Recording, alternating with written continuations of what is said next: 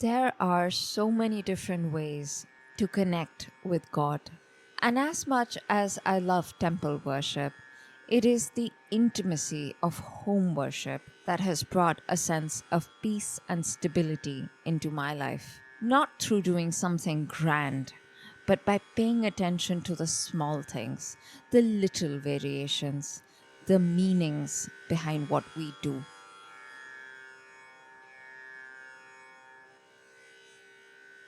Om Krim Kalikaye Namaha. I never planned to have a Kali shrine. In fact, I had always been slightly afraid of her. But she found her way into my life through a picture. I came across it at a roadside stall near the Kalka Mandir in Delhi.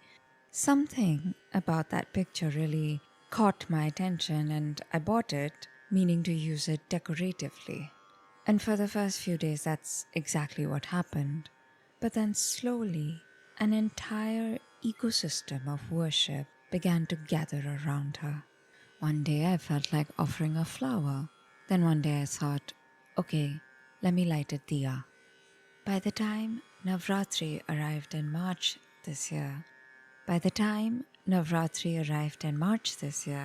she had established a separate shrine for herself in my home and heart. But perhaps the more striking story to tell is the effect her presence has had on my hibiscus plants.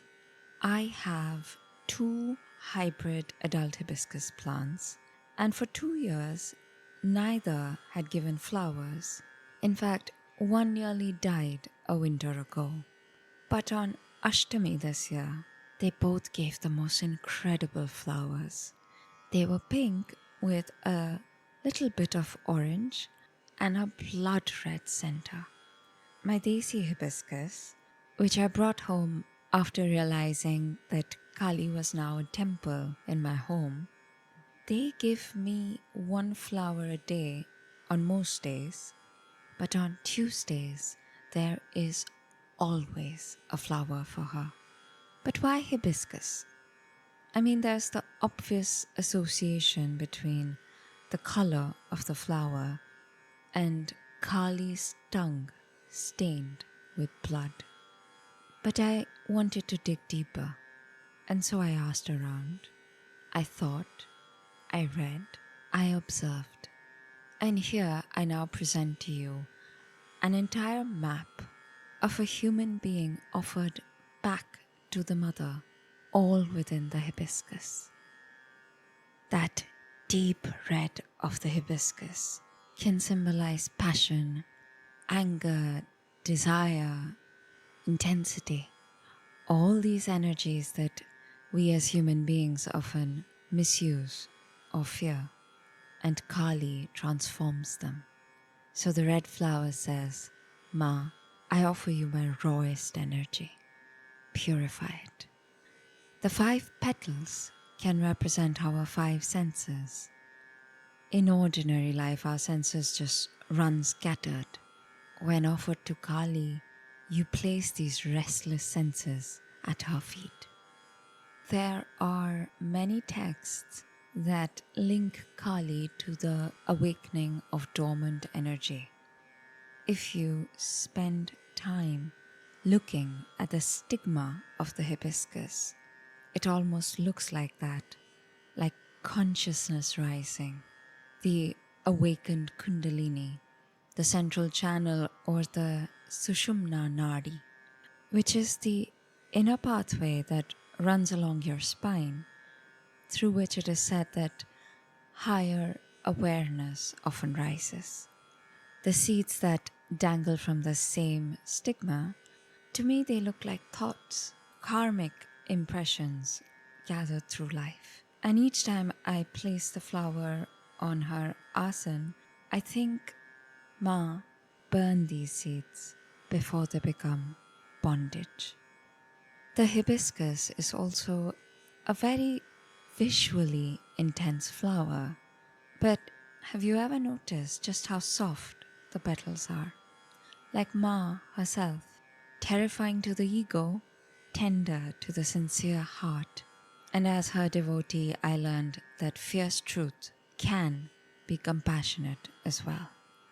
Kali is time. Hibiscus is one of the briefest blooms that I know of. They crumple so quickly, which is why you very rarely see them sold fresh in shops. The flower says quietly, all form, youth, moods, beauty, life, and flowers are consumed by time. Remember that transience. Hibiscus in full bloom opens wide, like nothing is hidden, just as the devotee should be. Kali prefers truth over the pretense of purity and spiritual performance. And so here the flower says, come as you are. I have thrown myself into the reservoir of images that exist of Kali and the hibiscus. And I find it remarkable how the flowers are almost always offered with the stem attached. Can I then read the stem as our worldly roots, our history, our habits, our inherited karma? When I hold the stem now, it feels like I'm saying to Ma, I'm not perfect, but I am devoted. And so, when you place the flower, symbolically, you are saying, Mother, I offer you my senses, my desires, my fears and wounds, my instincts, my karam, my pride and beauty, and my time-bound identity. Please make them sacred.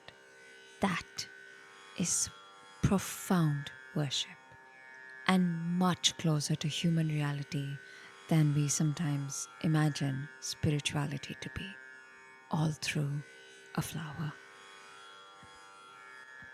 Join me in the next episode as I keep exploring these small, everyday ritual insights and what we can actually do with them.